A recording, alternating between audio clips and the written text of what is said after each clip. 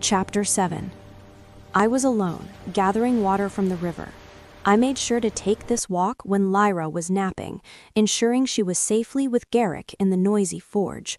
I had spent the past week preparing for my next, deeper flight into the wild, convinced Kaelen's patrols were closing in. I knelt at the riverbank, filling my bucket. The water was shallow, rushing over smooth stones.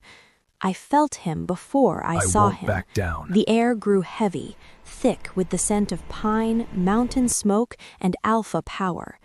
He's here to take me. I scrambled to my feet, my heart pounding a panicked rhythm. He stepped out of the mist on the opposite bank. King Kaelen, scarred, thin, and radiating a desperate intensity. "Elara," he breathed. I dropped the bucket, the splash of water giving me the split second I needed. I spun and bolted, not toward the settlement, but deeper into the woods. I reached the massive oak tree where I stored my most potent defenses, but just as my fingers touched the rough bark, a powerful arm wrapped around my waist. He spun me around and slammed me against the oak. His breath was ragged, his eyes searching mine with a terrifying hunger. "Stop," he growled. "I have searched everywhere. Why are you running?" "I know why you're here, King Kaelen," I spat, shoving against his chest. "I saw the decree, confinement and debriefing. You came to silence me, didn't you? To tie up the loose end that knows your cruelties?" His grip tightened slightly, his brow furrowed in genuine confusion. "Silence you? I came to tell you I am sorry. I came to tell you I broke my own heart and nearly lost the war because I made a tactical decision that cost me everything." "Tactical decision?" I laughed, a raw, bitter sound. "You discarded me when you needed a warrior. Then you discarded the warrior when you no longer needed the alliance. Now you want to lock up the Omega who could reveal that your great victory was built on public lies and broken promises?" "The only lie I ever told was that I didn't want you," Kaelen confessed, his voice thick with raw pain. "I thought I was saving your life, Elara. The enemy was targeting Omegas close to the center of command. I pushed you away to keep you safe."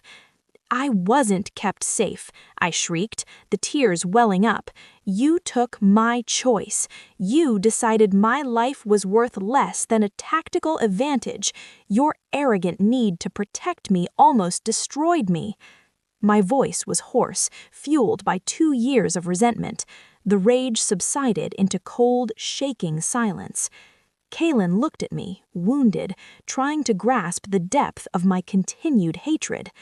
"I swear to you, Elara, I only came here to beg your forgiveness and ask you to come home.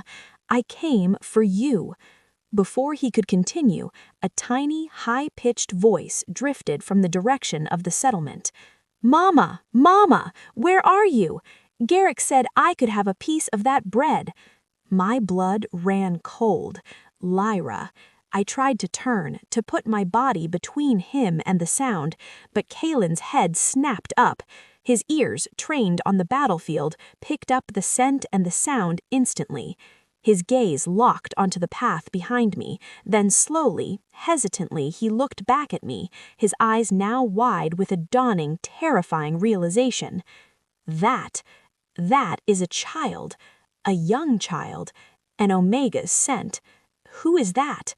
"No one," I insisted, my voice cracking. "A child from the settlement. Go, Kaelen, go back to your kingdom and leave my life alone." But he was already moving, pushing past the last fringe of willow trees, and stopped dead. And there, standing frozen, clutching a small piece of bread, was Lyra.